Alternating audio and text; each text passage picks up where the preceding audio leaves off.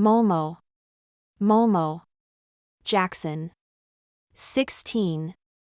Momo Jackson. Jackson. Jackson. 10,000. Jackson.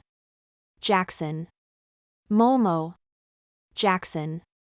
Jackson's room was notorious for being off-limits during inspections. Even leaders would turn a blind eye. Please take care of her for a night, I pleaded. Jackson crossed his arms, calmly saying, "Why should I foot the bill and do the work?" I looked pitiful. "She's your son-in-law, who else would help?" "I can help, but promise me one thing." I agreed immediately. As I turned to leave, Jackson called out, "What's her name?" "Momo, like cotton." Jackson raised an eyebrow, his tone stretching out as he said, "Oh, Momo." I was dazed, unsure if he was calling the cat or me. That night, Jackson updated his social media. A daughter-in-law dropped from the sky. The comments went wild. "What's going on, Jackson?" His request was for me to take notes for him in his class every Wednesday and Friday. During class, I rushed in out of breath and managed to catch a nap. When the bell rang, I unwillingly stood up to find Jackson sitting next to me. In my surprised gaze, he reached out and playfully flicked my cheek. "Wipe your drool so it doesn't stain the notes." I instinctively touched my cheek. It was dry. I suspect he was just messing with me. After taking notes, which all seemed like gibberish to me, Jackson went to the restroom.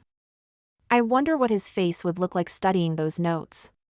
When he returned, he seemed to enjoy my confusion. A few guys walked over, laughing. The sun is setting in the west. Jackson is actually in class. Unbelievable.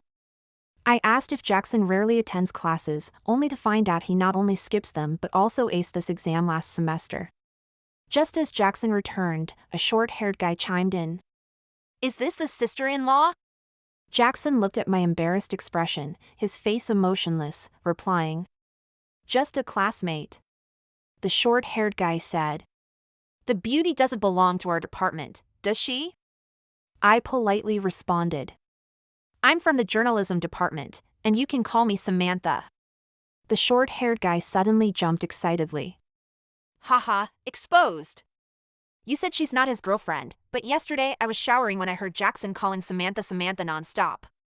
It gave me chills." Jackson and I exchanged glances. We quickly clarified. "No, it's a misunderstanding. Momo is my cat." The short-haired guy seemed unconvinced, giving a suggestive, "Oh." The situation turned awkward. The more I explained, the more guilty I sounded. Jackson acted nonchalant, so I kicked his leg under the table, pleading for help. "Explain, please." Jackson ignored me, slowly flipping through my notes, and chuckled. Clearing his throat, he said, "Get back to class, all of you." As they left, I hesitantly asked, "Did they misunderstand?" "Misunderstand what?" "Our relationship." Jackson suddenly shut his notebook and smiled, not looking kindly. "Relative, for our children's happiness, you'll just have to bear this. When you're holding someone hostage, you have confidence." Avoiding Jackson's gaze, I weakly spoke up. "The inspection is over, let's pick Momo up after class." As class was ending, Jackson muttered behind me, "Heartless little one." Later that evening, I waited outside the boys' dorm. From a distance, I saw Jackson holding a white ball of fluff.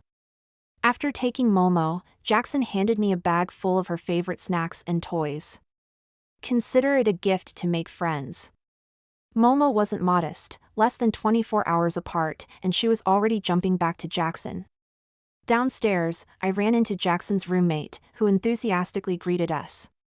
"Hey, Jackson, sister-in-law." His voice wasn't loud, but I was mortified. Jackson, don't forget to clarify things to them later, or they might misinterpret." Earlier that day, he had brushed me off. Jackson stared at me, saying, "You took a long time to calm down yesterday. I guess it's up to you now." After learning about Jackson's academic achievements, I couldn't help but feel relieved. I had been slacking off with the notes, always coming up with excuses.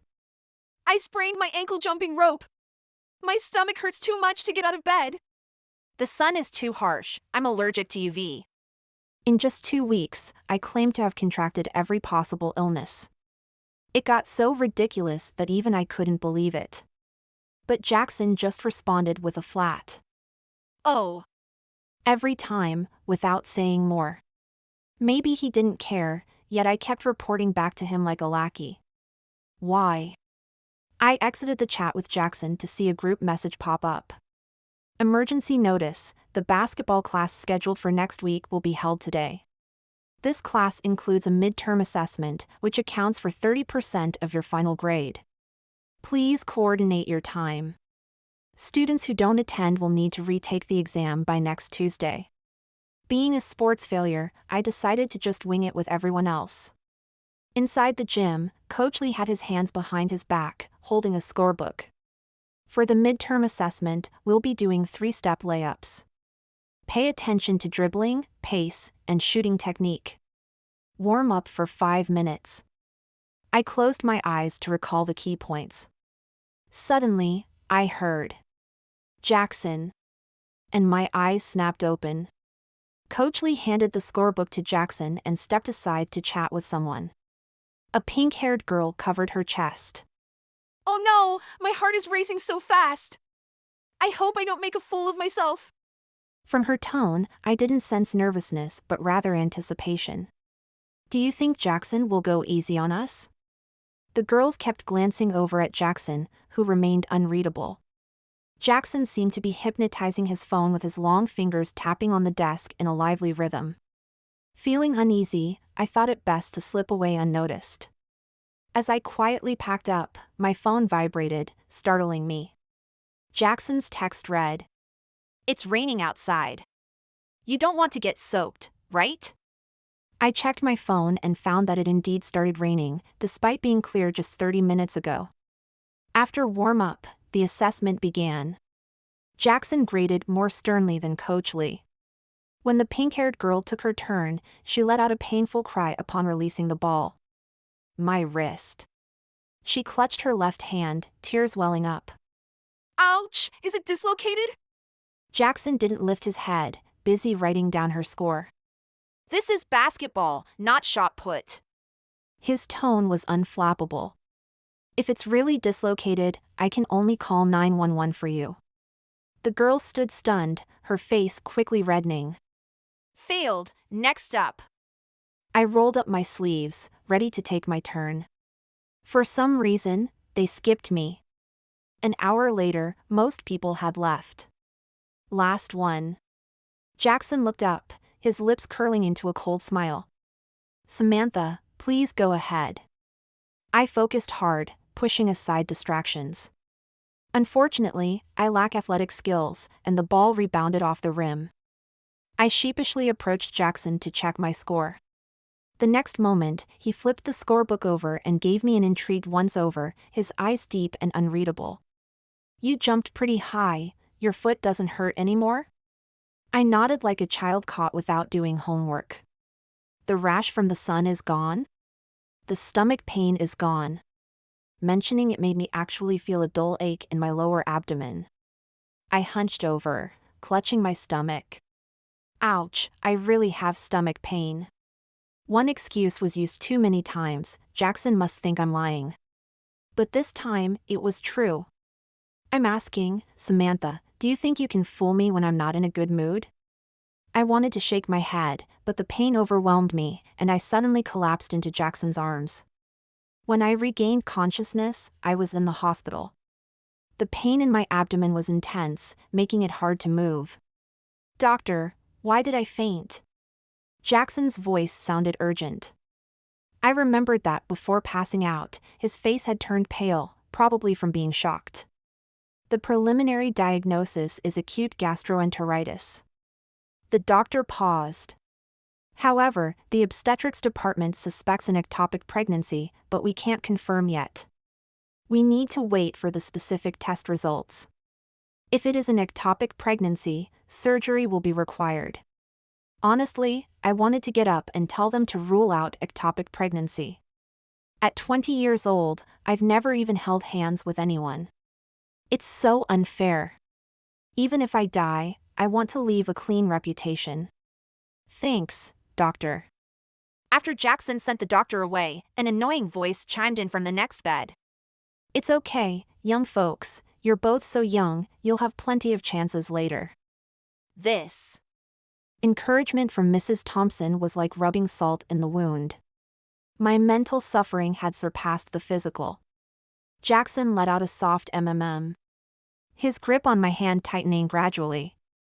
A strong willpower supported me as I opened my eyes. Jackson's eyes looked red-rimmed. He loosened his grip and spoke cautiously. Samantha, you're awake? I blinked, and he stood up to find a doctor. I squeezed his hand to indicate I wanted to talk. My lips moved, my throat hoarse from dehydration. I managed to squeeze out a few words. It's about Xiao Zhang. Jackson leaned in close and interrupted me.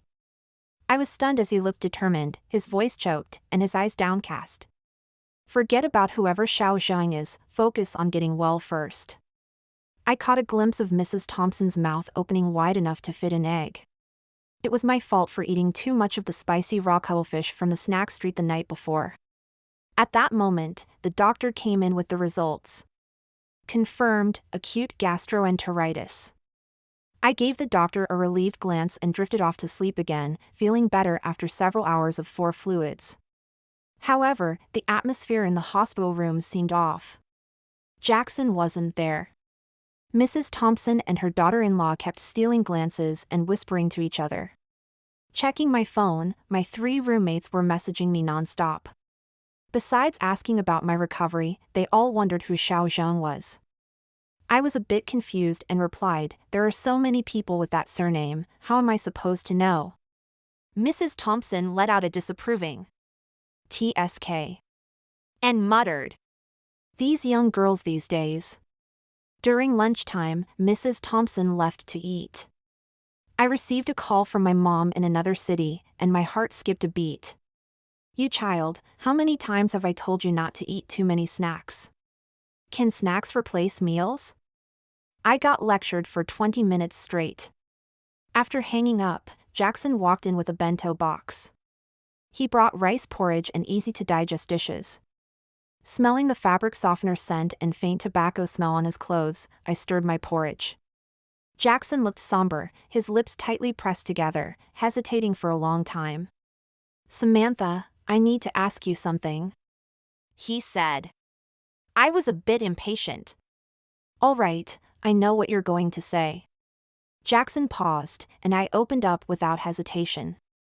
I was wrong, I'm guilty, I couldn't resist trying new things. I was curious about its long legs. Jackson's hand slipped, and he broke a piece of the apple he was peeling.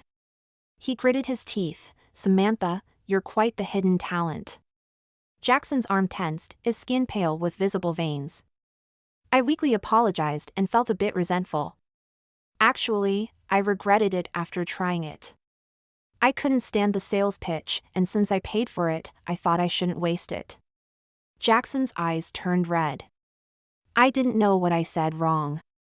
Jackson's tone turned icy as he continued questioning, how much did it cost? I was too afraid to speak, so I held up 2 fingers. $20? $2,000? His guesses became more and more ridiculous. The thought process of the wealthy is indeed different. A box for 20 yuan.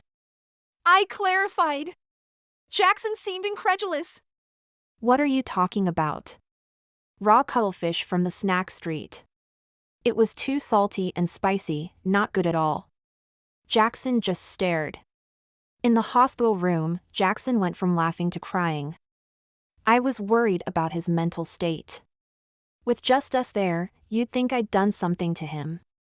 Mrs. Thompson returned from lunch and shook her head as she settled back into her bed, muttering, what a good young man. Yeah, what a great young man, how did he go crazy? Fortunately, this episode lasted only about an hour. I tried to discharge myself that day, but Jackson insisted on arranging a series of tests and keeping me in the hospital for a week. He brought me meals 3 times a day, each dish incredibly bland. I vented to my roommates about this. Tiffany said, "Samantha, you got sick, and now Jackson is treating you like a pampered panda." The other roommates chimed in. "Samantha, seize this opportunity with him for a whole week." I was acting like a headless fly, buzzing around the garden on the first floor. A group of people nearby were whispering and occasionally glancing over at me. "Is she the girl from the 5th floor?" "Yes, it's her, Lou's aunt mentioned her." I curiously moved closer.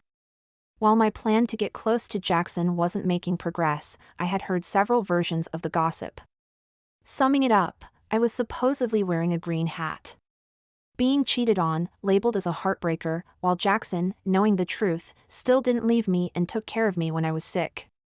It reminded me of Mrs. Thompson's unusual behavior. "Little Cheen, this is a photo of my friend's daughter. She's beautiful and caring." Whenever Jackson brought me meals, several young girls would come under the pretext of chatting with her and steal glances at us. By dinner time, I walked back into the hospital room with my head hung low. Jackson was already there. Mrs. Thompson was thankfully absent, but a beautiful woman with auburn wavy hair sat by her bed. The apricot-colored tight dress accentuated her figure. Looking down at my hospital gown, I felt inferior in comparison. Jackson turned around and saw me frozen at the door. He came over, a hint of reproach in his voice. "Samantha, why didn't you answer my calls? Trying to worry me?" I responded expressionlessly, my phone was off. I shook off Jackson's hand to eat my meal. After 20 minutes, most of the food remained because I was focused on the wavy-haired beauty. Her admiring gaze toward Jackson was unhidden and passionate. She stared at him, he stared at me. "How come you only ate a little? Not feeling well?" Jackson asked, using the back of his hand to check my forehead temperature. His voice brought me back, but I felt a lump in my chest. "Rabbits eat more than you, the food has no taste." The wavy-haired beauty chimed in, holding a box and speaking sweetly to Jackson. "I made these pastries myself, you might find them okay." "Please, I was the patient here."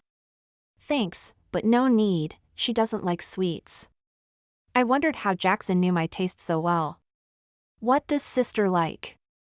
"I'll bring some next time." Sister? Next time?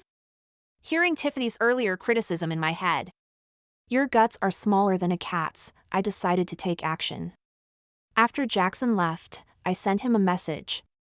"My roommate took Momo for an ultrasound today. There are 5 kittens. What do you think?" Jackson replied. "What do you mean?" I opened the voice record feature and raised the volume. "Girls for me, boys for you. I trust you'll take care of them so they won't suffer." I waited for his response. Jackson only replied with a simple, "Okay." When Mrs. Thompson secretly made a call, I hid behind a wall to eavesdrop. "Little Cheen isn't suitable. He's so young and has a son. Listen, I'll find you a better match." Mrs. Thompson returned and relentlessly asked me, "Little Sue, how many kids do you have?" 5. She slapped her thigh. "Oh my, you young folks are irresponsible and unashamed." I retaliated. "Auntie, you've been spreading false rumors about me. I haven't even held you accountable for that yet. What kind of good girl has 5 kids before marriage? It's shameful." "Why should I be ashamed? We're in a legitimate relationship, we don't steal or rob. But you're trying to introduce my boyfriend to someone else while I'm right here." With Jackson absent, I gained some courage in my exaggerations. Mrs. Thompson's tricks were exposed, leaving her embarrassed. She looked behind me, seemingly relieved. "Little Cheen, you've arrived just in time. Your girlfriend is unreasonable, you should take control." I was shocked, freezing on the spot as I turned to see Jackson standing at the door with a complex expression. The atmosphere was tense. I was burning with anger when Jackson doused me with cold water. He walked closer, his long arm wrapping around my shoulders. "Auntie, sorry. I'll definitely take care of my girlfriend later." The last 4 words were emphasized, and my remaining hope faded. It seemed he had heard everything. On a garden bench, Jackson's gaze made me uncomfortable. Jackson, why are you back? I thought you were in a bad mood and dividing our assets, so I assumed you wanted to distance yourself. Assets? The kittens? I was just worked up, Auntie was spreading rumors, and I wanted to provoke her. That's all you're upset about? Jackson's gaze was intense. But are you not upset when she tries to set me up with someone? A bit. Samantha, you fend off my admirers without taking any responsibility? Give me another girlfriend, and we're even. I asked. Is there another option? No. Jackson gently tapped a stray strand of my hair behind my ear, not wanting to ruin the moment. My stomach inconveniently growled. Looking at the thermos he was carrying, I said, Jackson, I'm hungry. Jackson smiled helplessly. Samantha, your mind is more mysterious than a cat's. The steaming spicy hot pot was my favorite, just the smell made me hungry. As I reached for the chopsticks, Jackson covered the pot again. You can't have spicy or stimulating food right now, just smell the aroma. After some begging, Jackson touched his own cheek and smiled lightly. Kiss me, and you can taste it. Samantha, control yourself. The hot pot in the bowl kept tempting me. The moonlight peeking through the leaves cast a glow on Jackson's profile, making his eyes captivating. Taking advantage of being alone, I quickly gave him a fleeting kiss. My heart was racing, out of rhythm. Jackson's smile grew wider. He leaned in close, touching my hand. Before he could take it further, I hastily retreated back to my hospital room. A week later, I was discharged and returned to the dorm. My roommates surrounded me. Samantha, share with us how it feels to win over the school bully. The moment I kissed Jackson was captured and posted on the school forum, sparking heated discussions. Only his side profile was shown, and everyone was trying to figure out who I was. Incidentally, Jackson has a basketball game today. This is the perfect opportunity to declare your ownership. How do I do that? By wiping his sweat and giving him water, that kind of thing. I refused, it was too cheesy. Plus, there would definitely be many of Jackson's fans there. I figured I'd get pierced by their sharp stares. I stayed holed up in the dorm till evening. A friend request popped up on WeChat. Hi sis, I'm Jackson's roommate. After accepting, he told me that after a game, they went out to celebrate, and Jackson got drunk, shouting my name. He sent a photo of Jackson's sleeping face. I called Jackson, but no one answered. I rushed to the address he provided. The dinner party hadn't started yet. Jackson was sleeping on the couch, exhausted from the game. When he woke up and saw me, his face showed surprise. As we stared at each other, a guy stepped forward to explain. Here's the thing, Ethan and the guys made a bet that the sister-in-law must have been the girl from the physics class. Jackson was really down one day, and after coming back, he smoked a lot. We thought things between you two weren't going well. A short-haired guy came up, embarrassed and scratching his head. Sister-in-law, I'm Ethan.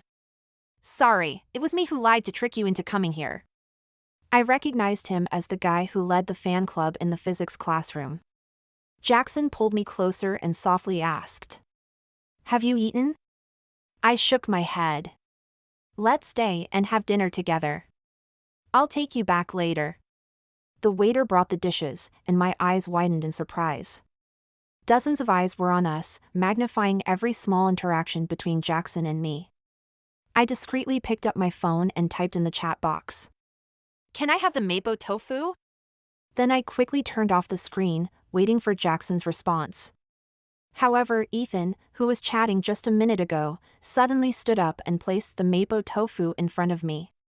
Sister-in-law, eat whatever you like, no need to be polite.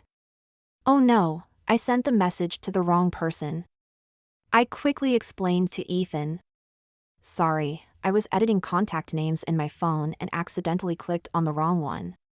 Jackson asked me, What did you label Ethan as? His name, Ethan. Then he asked, What did you label me as?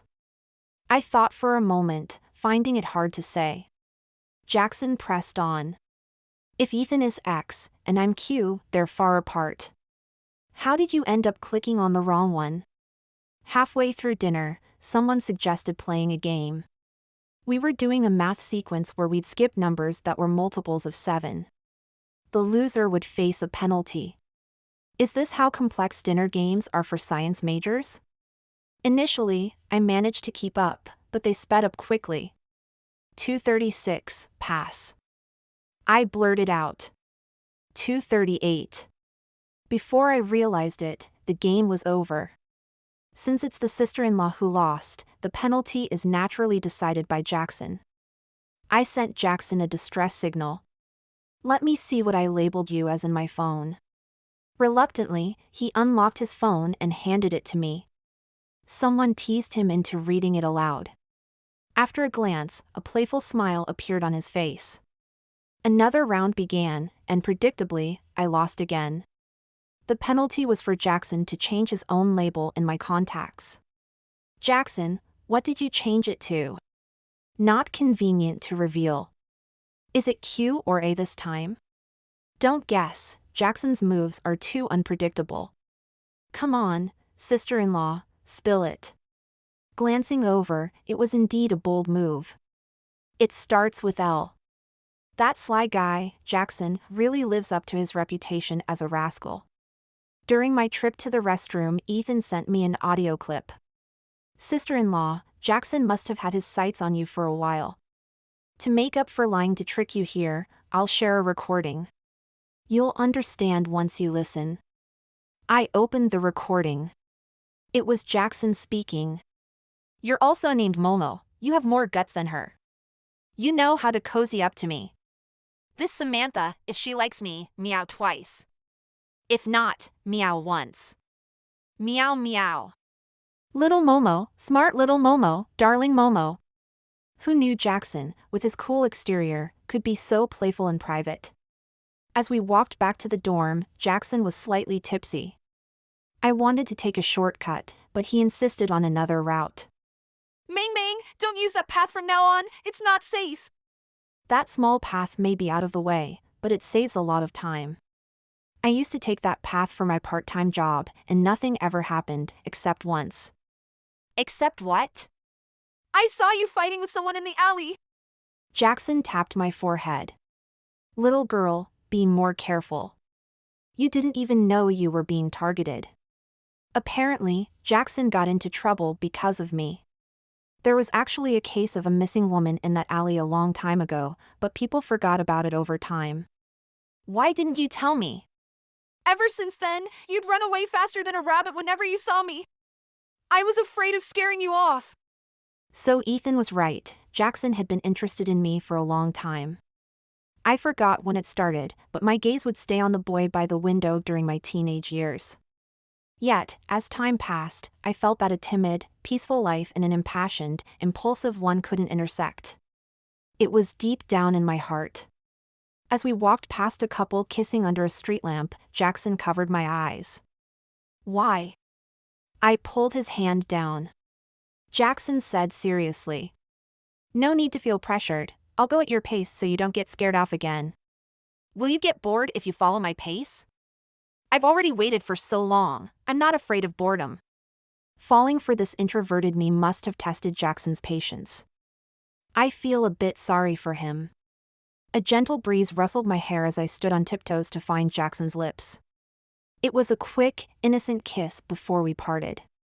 Jackson accurately found the back of my neck and deepened the kiss. During summer break, Momo's 5 kittens were safely born. My mom always says, cats bring poverty, dogs bring wealth. Momo's place in my family was hard won. With 5 more cats, I worry for both our lives. Since the kittens weren't weaned yet, Jackson moved them, including their mother, to his place. I could only visit every few days. Jackson even cleared out a room for Momo to raise her kittens. Over several visits, I hadn't seen the small blue-white cat. Jackson said he had it spayed. I felt a bit sorry for it, it had become a father. Overnight and changed from a rich young master to a father. In no time. When I went with Jackson to get the blue-white cat from the pet hospital, the doctor recognized me as Momo's owner. They had moved their clinic the previous year but kept the same name. The staff said Momo had a history of being a stray before she grew up, so she wasn't very affectionate with people. However, she loved the blue-white cat.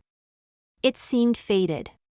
On the way back, I asked Jackson, "When did you start liking me?" He leaned in close.